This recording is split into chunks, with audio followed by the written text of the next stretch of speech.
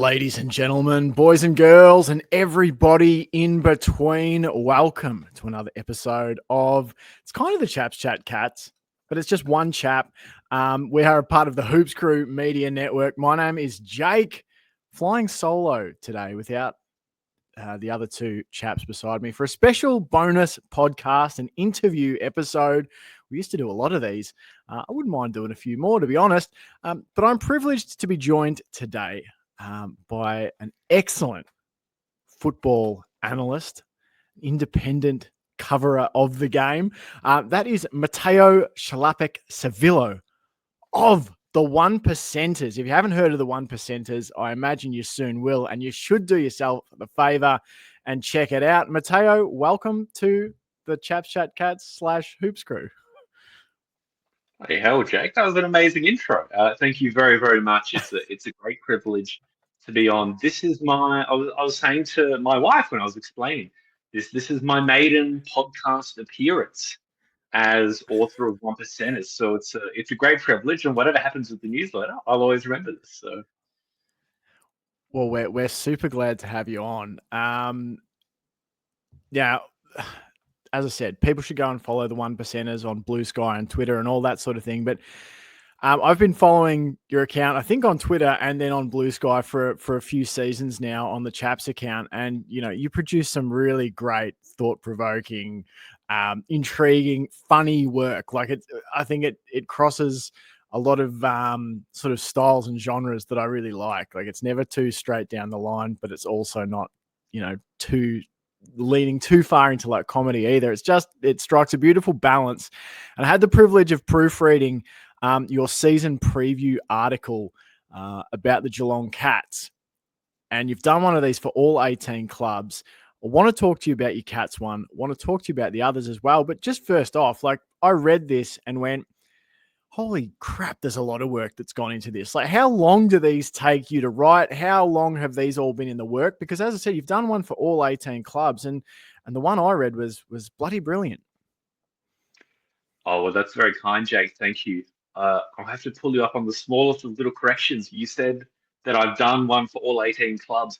I wish I had. I haven't. I'm still doing them. I'm going to have one for every club. But I'm just about to finish at the time of recording, just about to finish the one for North Melbourne. So that'll be done about an hour after we go off air, and then hopefully I can, enjoy my evening. But yeah, look, they are a fair bit of work because essentially I'm trying to write something that, essentially fans of that club, not only fans, but fans of that club can read and recognize that they're actually kind of reading a quality product that sort of wrestles with the questions around their team, the personnel, the coaching, the style. And that obviously does require not just being a massive nut, but, watches every game and hangs out on social media and stuff like that. But also kind of engaging, with these and crunching numbers as well. So, look, it probably takes me about a day to write a preview because we're looking at generally around 2,500 words is kind of around the mark for the previews of the season. So probably if I'm going at a decent clip, like let's say on Saturday, if I don't really have anything else on, then it's probably a kind of, 5, 6, 7 hour proposition. Obviously, other things, including my own kind of a tendency to procrastinate pushes that out a little bit. But that's probably, in general, what we're looking at. Yeah, no, well, look, it really shines through. As I said, absolutely loved reading the Geelong one, and you've nailed, I think, from our perspective, where we think the Cats are at. And I suppose I wanted to have you on because it's great to hear from people who aren't Cats fans about Geelong, their thoughts on Geelong, because I know, having done the podcast for, I think this is going to be our 5th year, that the media surrounding the Cats can be quite, I don't know, hyperbolic in terms of like, they're old, they're about to fall off a cliff, they're no good. Yeah, of course. Yeah. But, I think you've grabbed a really good look at them. What was the first thing for you that when you started to look at the Cats, what stuck out to you as that thing that was like, oh, this is something that's going to be intriguing about the 2025 version of Geelong? Well, I think you touched on something really interesting. Sort of before I get fully into that, Jake, that like and like fans of this, fans of their own clubs, they will recognise that most of the stuff that gets talked about by mainstream footy media, by people like one Mr. Kane Corns, to just pick an example, it's kind of nonsense, right? Like it's meant to generate clicks and attract eyeballs. So people often are kind of cynical enough to say anything. And also, frankly, like I don't think I'm super knowledgeable about this kind of stuff, but I'm willing to put in the effort and to invest the time into learning about clubs and developing what hopefully, again, to touch on what I said earlier, is a quality product. So, you know, I didn't write the Geelong preview with a sense of, oh, I'm going to, talk about off-field stuff. I'm going to talk about the land packages or anything, or I'm going to talk about how old they are because just none of that has any resemblance to what goes on the field, which is really the only thing I'm interested in with one percenters. So when I think about Geelong in 2025, obviously there's a lot of extrapolating that happens from Geelong in 2024. And Geelong in 2024 had a really interesting statistical profile. And again, Jake, I'm sure your listeners are clever and know these things. The thing that jumps out immediately is that Geelong moved the ball quicker and more directly than any other team in the AFL. They were number one in the AFL last season for fewest possessions to get from defensive 50 to attacking 50.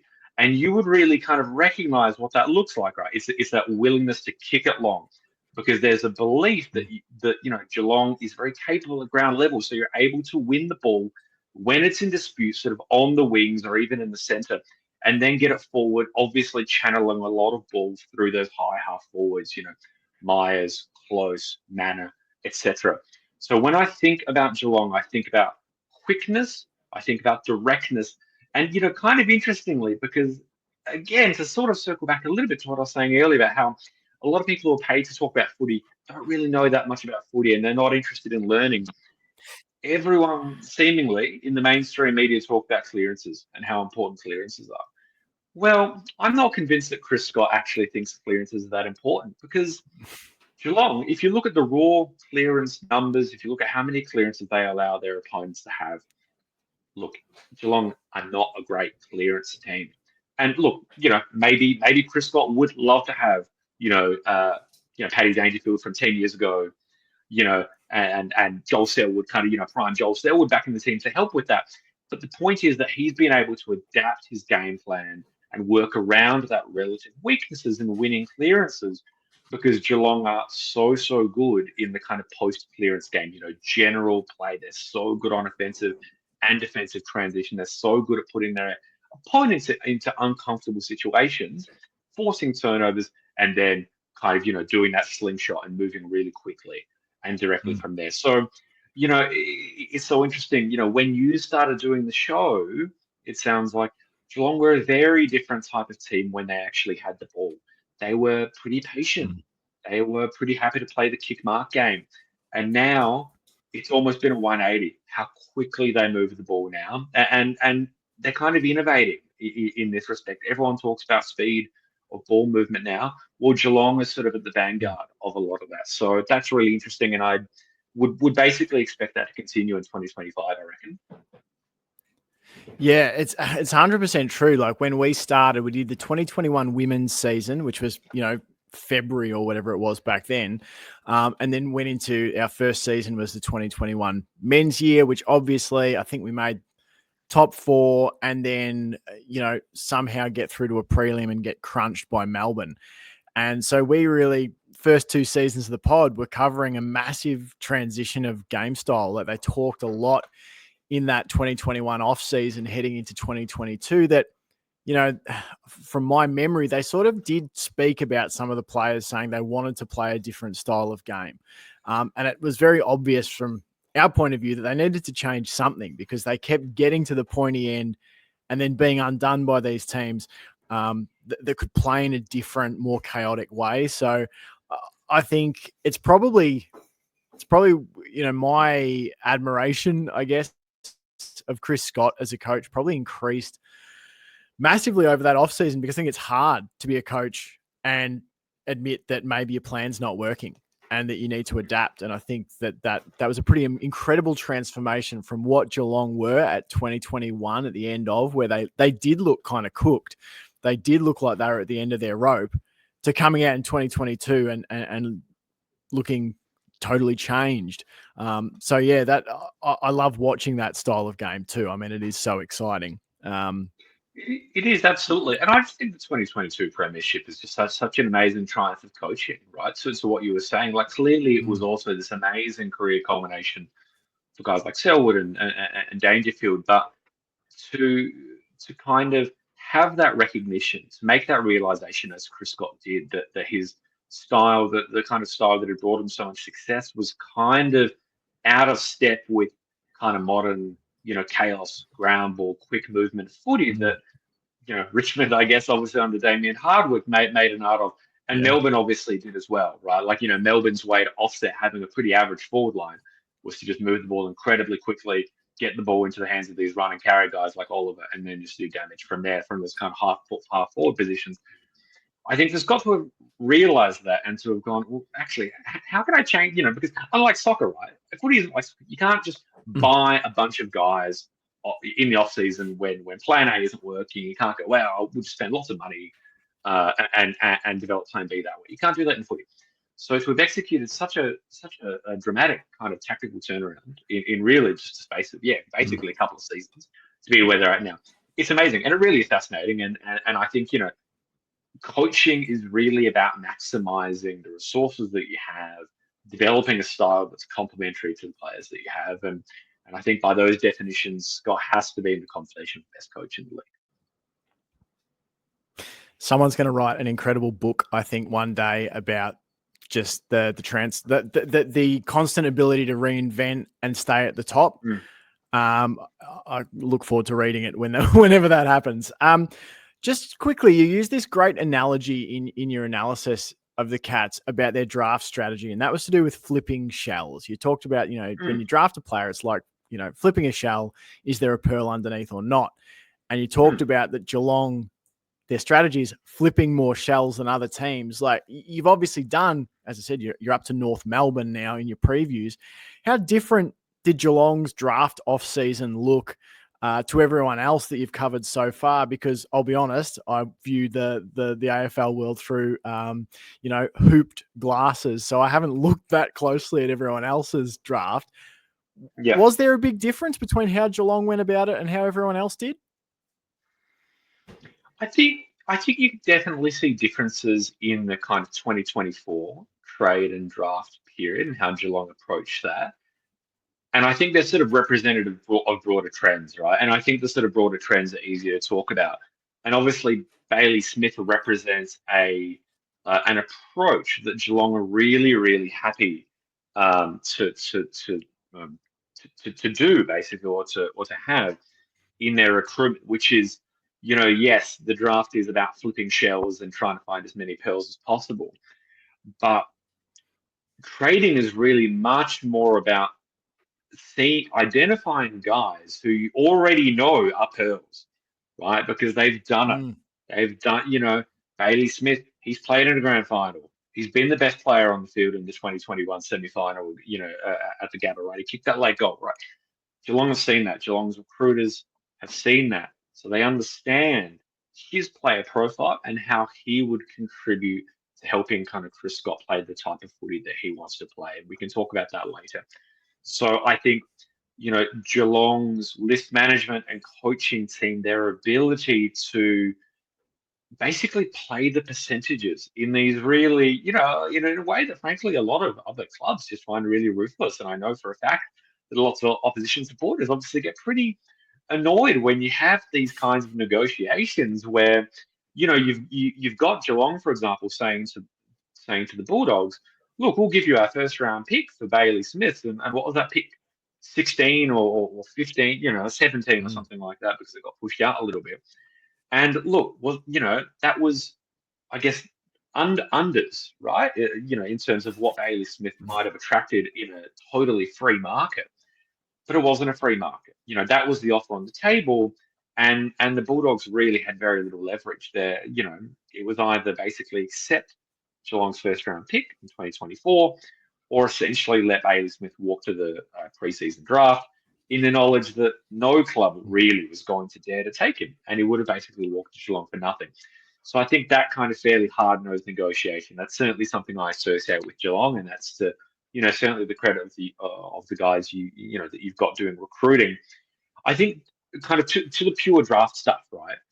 I think, obviously the trade-off of being as good as Geelong seemingly are every season is that you're playing in a very different part of the draft. I would be so fascinated to ask Geelong recruiters, like, do you even look at Sam Lawler, Finn O'Sullivan, Sid Draper? Like, did Geelong even send recruiters to watch any of those Coates Talent League games? Because that's just sort of not the market Geelong are playing in. So some of the things I really, really like are that, again, Geelong's recruiters back themselves and they're willing to go against the grain. Like a lot of people are talking about the fact, obviously, now that Lawson Humphreys, who's looking like, one of the best speculative draft picks for years, really, that he was playing a fair bit of 2023, I think it was, in the Waffle seconds. So he wasn't even kind of sort of a fringe WAFL first player. Geelong's recruiters clearly didn't really care about that. They looked at this player's traits. They looked at how he would fit into the scheme, into the game plan, and they said, here's someone who can kick the ball beautifully off both feet, good movement, agile. No one's going to, basically no one's going to pick this guy. We actually think that we can stay quiet and get him. I think that's absolutely one facet that I think is, Geelong is so successful with. I think it's really important to say also that clearly Geelong know their local catchment areas so incredibly well, right? The Geelong, Barwon, Heads, that kind of entire sort of Western Victorian area, kind of, near the, I guess you'd call it the kind of surf coast, the Delarine, right? Would any other AFL club have found Tom Stewart? Like, I don't know the answer to that. Maybe it's not. Maybe Tom Stewart would be a 10-time premiership player for Barwon Heads if it weren't for Geelong, right? So that's kind of point number two. And I think, something else, and I think you did see that over the offseason, because I think Geelong went 10 in and 10 out. So, like Bailey Smith was one of 10 players who came in, and there were 10 players who dropped off the list. Geelong are really, really happy to call it pretty early if they don't think it's going to work out with the player.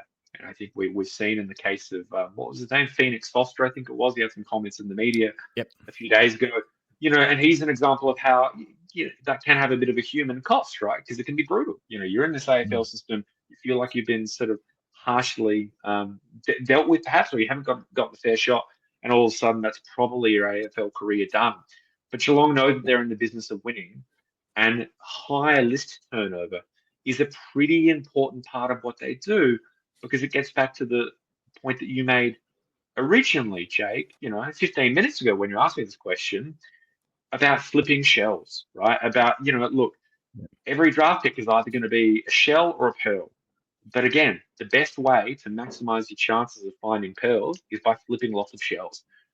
And Geelong are always happy to do that. And they're always happy to kind of call a spade and recognize when a player isn't quite working out for whatever reason and say, look, thanks, but see you later. Yeah, it's interesting you talked about there, like Lawson Humphreys and, Geelong perhaps identifying traits that they liked amongst the rest of the player that maybe other clubs, looked past. It reminds me, there's a great article written about the LA Rams recruitment over in the NFL and how they're sort of doing a similar thing. There's these similarities between the Rams and Geelong in terms of redeveloping on the run while always being sort of in contention at the pointy end. And a big thing that they talk about there is that they are really keyed in on the exact traits of players they're looking for. That, that they are not just looking at everybody. They are looking for these key indicators. Say it's a wide receiver. He needs to be able to do this, this, and this, and that's all we're looking for. And if we get that in, then that fits with our system. So I suppose it's that self-knowledge too of what you're trying to achieve that probably allows Geelong the ability to do this. You know, they're not trying to reinvent Absolutely. themselves. They're not trying to work out how to win. They sort of know how to do it. It's about getting the pieces in to make it happen. Yeah, I think that's really well said. It clearly speaks to a sort of organizationally mature club, right? That does know what it's doing, that's pulling in the same direction. And it's also just, this regenerating on the runs thing that we've just been talking about. Like, it's also just a numbers game, right? Like, if you're Geelong's recruiters, and I'm not suggesting they spoke in these exact terms, but you're probably thinking about something like, look, we're going to get Bailey Smith for pick 17 or whatever. We feel, kind of 85, 90% confident that he'll be a good AFL player for Geelong. There's obviously uncertainty. He hasn't played footy for a year. An ACL isn't as serious as it used to be, but still, for a player of his type, outside, very quick, etc., might be a problem. Okay, so let's say 85 to 90% chance he'll be a good player. That's more than the chance of pick 17, an 18-year-old taking a pick 17, becoming a good AFL player. It's just raw maths, right? And then something like picking 4 or 5 guys after pick 40 or pick 50, right? Like, okay, maybe individually there's a sort of 10% chance, or perhaps less than 10% chance, of actually any one of those players turning into a genuine AFL quality, best 2022 player. But if you're drafting 6 of them, well, then you're still more than 50% likely to find a good AFL player from there, right? And so I think that kind of, it's almost an anti-philosophy, right? It's not going, well, this is Geelong footy and this is how we play. It's going like, how can we maximize our chances, given our constraints, of finding a good footy player? And they just do that. Yeah, no, I love it. And I do enjoy following the process. All right, so I've got a few questions to get to. I realize I've taken up 20 odd minutes of your time already, but just quickly, a couple of points left on the Cats. And this is sort of really a 2-part question. The first being, where do you feel Geelong might regress this season or have a chance to be weaker than they were? And then the opposite, where do you feel that they might get better or be stronger in 2025? Yeah. The first part of my answer about the, why might Geelong actually regress a little bit, or why might Cats fans get pessimistic, is actually kind of boring. Like, I think it's actually just about stats and the fact that, sometimes you get lucky and sometimes you don't. And Geelong did get a little bit lucky last season. And I do wonder if maybe honest Cats fans would acknowledge that in some way, because 7-0, obviously an incredible platform to make the top 4 from. But if you actually drill into those games, I think 3 of those 7 games, if I'm remembering correctly, had they played out exactly to what we call expected score, so basically, what the teams should have scored, given the quality of their shots on goal, etc., Geelong would actually have lost 3 of those 4 games, 3 of those 7 games, pardon me, that they ended up winning. So that would have meant that instead of being 7-0, you guys would have been 4-3 and had no other results change for the rest of the season after round 7. Geelong would have missed the 8. That's how close the competition was last season, right? So we're talking about a good team that does show up statistically, that does just know what it's doing at all facets. But luck certainly did play a little bit of a part last year. Reasonably benign run with injuries, certainly better than it was in 2023, where injuries actually kind of, really kind of ruined Geelong's season, right? But, clearly there's really no predicting these things. There've been so many injuries across the competition for almost every club this season, and Geelong has largely been unscathed, but there's no guarantee that'll continue. I think if I'm really kind of, nitpicking and picking holes in the Geelong list, I do wonder about that kind of second tall forward position and maybe the ruck position. I don't want to talk too much about the ruck position because I'm one of these people who kind of doesn't really think that rucks are actually all that important. And for what it's worth, I think Toby Conway is a good ruck. He just can't really stay fit. He hurt himself coughing or something the other day, which is very unfortunate. I do think, clearly Tom Hawkins, as great as he was declining for a little bit, and we really, I think, did see that in 2024, even when he was fit and playing game.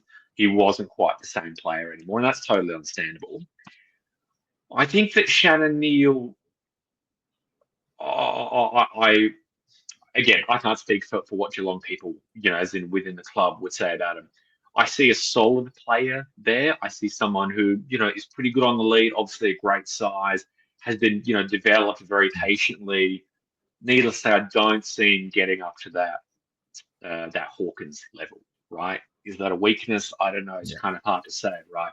Jeremy Cameron, he's really kind of showing no signs of slowing down. But, again, he's obviously in his 30s as well. And I've no doubt that Geelong will kind of find a way around this. But I think, look, is Shannon Neal a sort of a piece you build around? I'm not really sure the answer to that is yes quite yet. I want to, I think, see a little bit more off the ball. I want to see a little bit more in terms of defensive pressure, score involvement, that kind of stuff. He reminds me of like an excellent 90s or early 2000s full forward. Big, strong, good kick on the lead, but maybe just needs a couple of extra layers to his game. So that's what I would say. And look, I'm not going to be one of those guys, Jake. I want to believe I'm a bit smarter than this to say, Geelong, they're going to fall off a cliff. There's still if you look at every club's top 25 players in terms of player rating, Geelong are still the second oldest of those clubs. Obviously, Collingwood are way out in front because Collingwood really are Dad's army. And look, does that mean that I think Geelong are heading for a cliff? No, it doesn't.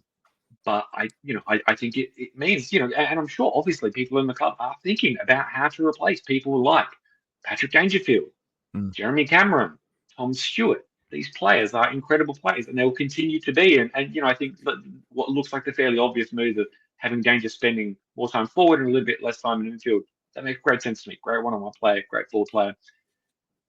But Geelong will have to find answers for these questions. Maybe it's trades, maybe it's drafts, right? I have every confidence that they will do it, but still, there's a lot of value being generated by pretty old guys. So that's just something that has to. And again, I think it's that rebuilding on the run thing, right? You have to sort of find players who are adding value and get them in the team while you can. That was absolutely. That was only the first part of an answer to the first part of the question you asked. The second part was why would Geelong get better? Look, I mean, I think the obvious answer is Bailey Smith, right? You're obviously already talking about a team that were pretty close to making another grand final, right? Lost by less than 2 goals. It's a really excellent Brisbane team. Like, that was a great game. They're a great team, super deserving premiers. Geelong obviously weren't that far away. And you've got Bailey Smith, who is just tailor-made for this current Geelong style, right? I talked before about how fast they are, how direct they are. That is Bailey Smith, right? He's elite, in terms of meters gained, in terms of score involvements, in terms of inside 50s. He's got dash. He's super quick. Like, you can put him on the sort of outside of a kind of centre bouncer rotation, have him be the kind of first receiver, kicking it inside 50. You can put him on a wing. You can maybe even put him a half forward. He's probably not giving you a lot of subtlety, in terms of his disposal, in terms of his kicking. He's a bit of a kind of hammer, right? Not a scalpel. But he's pretty bloody good. And I think I mentioned this in my preview. There's such a circus around Bailey Smith, right? About the whole move to Geelong and his social media and just his celebrity in general. But I think that because of that and because of the fact that he was injured all season, I think people have kind of forgotten how good Bailey Smith actually is, or was when he came onto the scene. So, look, I think if you unlock that, if you're unlocking the Bailey Smith that you got in 2022, getting a hell of a good player who's kind of borderline top 5, I would say Geelong, and he's making the Geelong midfield better, and he's just assisting with that speed, that directness that catches opposition defensive zones totally out of position. Yeah, no, I love that. And I tried to temper my expectations this off season on the podcast. I said, no, I'm not going to put it all on Bailey Smith. Let's just see what he is. After the 2, the match sim game, I was just like, I'm prepared to put it all on Bailey Smith. If he's out there, I think we're a much better team. It's really nice to have a younger A-grade midfielder back in the team. Thanks so much for that, mate. Do you have time for a couple quick more questions, or or have you got Jake, to I've skedaddle? got as much time. I've got as much time as you have, mate. So whatever you want to ask, All right, please go sweet. ahead. All right, I just want to take a couple of minutes and just sort of pan this out to the rest of the AFL. And I want Yep. 2 clubs from you here. I want to know which club, after doing all the stuff you've done so far, and I understand you've got others to finish yet, but who do you feel could suffer a drop-off this year from what they were? And which club do you feel like could make that big leap? Like who can go that I used to do a segment on my NFL pod, which was, there's always one team that goes from worst to first and one that goes the opposite way. That's sort of what I'm looking for. Who are the 2 big movers for you? Yep. Okay. I'm going to cheat a little bit on the first part of your question because I reckon I've got 2 slides, Okay. or 2 prospect slides for very similar reasons, actually. Port and GWS. Okay. I would be a little bit concerned for either of those clubs. Part of it, again, pure statistical regression, they call it. Port was 7-1 in games decided by 12 points or fewer last season. So they won 7 and they lost 1. Imagine what the discourse and the narrative would have been had that gone the other way, which it obviously could have, right? They would have been almost a bottom 14, probably. No Dan Houston, no Charlie Dixon, who was not really generating a whole lot of value, but he was a reference point, right? Like he was part of the Port style. Kick it long to Charlie. There's a lot of talk at Alberton that they're kind of rejigging their ball movement scheme. They're trying to go a little bit kind of more controlled, kind of shorter kicks, because they don't really have a kind of a pure key forward at the moment. There's lots of these kind of third tall size guys like Georgiades, who's a great player, by the way, like Lukosius, for example. I think it's not even about the Hinkley/Carr stuff. I just think there's a lot of change that's going to have to happen on the field, and yeah, I reckon they might struggle a little bit. And the other one, similar reasons, GWS. Again, they were 6-1 last season. The Giants, game decided by 12 points or fewer. Again, they could, what would we be saying, right? That Adam Kingsley about the Orange Tsunami had that going the other way. And I think the other worrying thing for Giants fans is that statistically, they don't really show up as a great team. They were 16th last season for opposition inside 50s. So only 2 teams in the whole AFL, Richmond and North, had more inside 50s against them than GWS did last year. And neither of those teams were very good. They didn't really show up in terms of the expected score differential. Their style is very, very risky. And obviously they've just lost a ton of depth, right? Peatling, Perryman, Cumming, Haynes not so much, but they've lost 3 solid best 22 guys. And if you look at their midfield, there's not a lot of depth there. There's quality, there's Tom Green, there's Canelio, etc., but there's not much depth. So a little bit of a watch on those teams, I think. In terms of leapers, I had 3 on this list, and one of them is the club I support, and I'm just so pessimistic about them in general that I'm just not even going to mention them, Jake. So instead, I'll say Melbourne. And in a way, it's a little bit of an easy answer because 2024 could not have gone worse for Melbourne. It just like all of it, the off-field stuff, Oliver, Petrarca, just even the psychological fallout from the Angus Brayshaw thing, which I honestly think is really underrated in terms of the psychological impact that would have had on the playing group. All of the stuff with the fallout of the Petrarca saga, the fact that clearly losing 2 players like that. Well, I say losing, obviously Petrarca through injury. Oliver was there physically, but he wasn't the Oliver, that obviously we know. That just totally cost them their contested game. And obviously Melbourne became Melbourne under Goodwin because of their strength in contested footy. And that kind of just papered over all of the other weaknesses in that team. And so they lost that edge in contested footy. They tried to play more controlled, more uncontested. Wasn't a good fit for their list. Didn't really see it working. But the thing is, they had a terrible season, but they got a good draft pick out of it. So they've gone pretty hard on the draft. Everyone's talking about Harvey Langford. And I don't think Harvey Langford is going to be a difference maker in 2025. But I think, again, we're talking about a club that had a nightmare year. The chat is a lot more positive so far this season. Yeah, there's like Cosy Pickett, like Willie, won't he stay, etc. stuff. But generally speaking, it seems a bit happier and a bit better off the field. And so I think I think they're going to bounce because I think the talent is still there. Yes, they're pretty old. That core group now, May, Petrarca, Oliver, Gorn, etc. But there's still just so much talent there. I have a really hard time believing that Melbourne are going to be, what did they finish last year? 14th. There are not 13 teams in the AFL better than Melbourne at their best. No way. Yeah, I tend to agree. And I think that, some of the guys you talk about, Oliver, Petrarca, they're just reaching that perfect age demographic where Geelong will recruit them probably in about 2027, maybe. So thanks so much, Matteo, for your time. I'm going to let you go. But, given that it's just at the end of February, I think we all want to know, who's your way too early grand final matchup? Which two teams are going to be there on the last day of the season, if you had to pick it right now? It's a great question, Jack. And it is so fun to speculate in February because I'll be wrong, and no one will remember because everyone's wrong, right? When they call a grand final exactly. in February.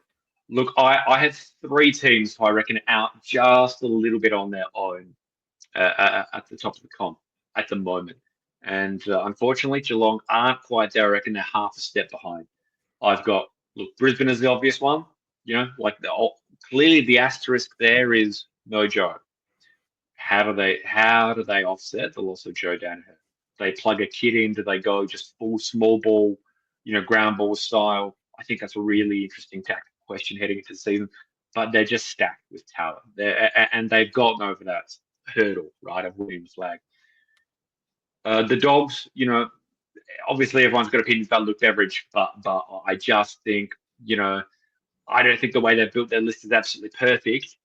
But any team that has, the Bont, guys like, Ed Richards and Adam Treloar, underrated, I think. Sam Darcy, who, may well become the best key forward in the game this year. I think they're certainly there or thereabouts. There's maybe a bit of a psychological thing with them in finals. Not sure. Is Bevel a bit weird perhaps, but they're a good team. And look, I'm I don't know how a Geelong fan would react to this, Jake, but Hawthorn are really good. I don't think there was anything fake about their end of the season. I think they are just the game plan that Sam Mitchell developed. Very few teams really had an idea how to counter that. And so again, I would almost describe this as the single most interesting tactical question of the whole season. How are coaches and analysts going to go to work against the Sam Mitchell Hawthorn style? That kind of high half forward, swarming, creating turnovers, and spreading from there. Because not very many, a couple maybe, of teams had a little bit of success last year. And you can quibble, do Hawthorn have the elite talent you need to win a flag? Maybe, I don't know. But their style really, really stood up. So, look, a lot of things can change. Like you said, it's February. But those are my three best. So let's say the Lions and the Dogs to play off in the grand final. I could cope with that. I could definitely cope with that. I can't cope with the other mob getting anywhere near it, but I can definitely cope with. I can definitely cope with.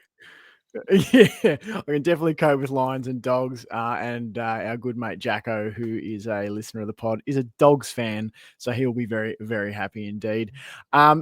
Thanks so much, Matteo. Where can people seek out your fantastic work? Well, they can go to www.onepercenters.net.au, Jake, because that's obviously my website. So it's a newsletter. So what I'd really encourage people to do, if they are interested based on this conversation, have a read of the previews I've put up already. There's one being published every day until basically the start of opening round. And you can just subscribe. There's no paywall. It's all free. Just subscribe with your email and you'll get every new post that I publish.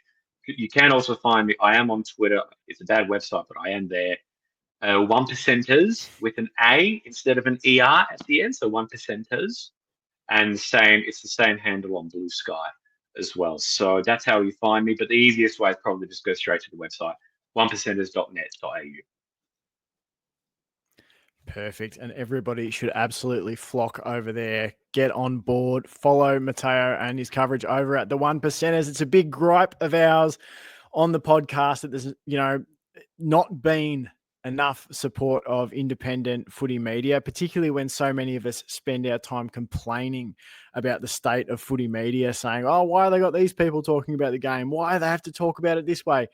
There are people out there. So all you've got to do is go on your computer, go on your phone, follow the people who are covering the game in a different way with a different flavor. Mateo is certainly one of those, the 1%ers, one of the best follows you can have this footy season. Thanks so much, mate. Love to have you on the pod again at some point. And yeah, enjoy the footy season. I'd love that. Cheers, Jake. That was brilliant. Thanks, mate. Awesome. Thanks, guys. Thanks for watching. Thanks for listening. We'll catch you next time.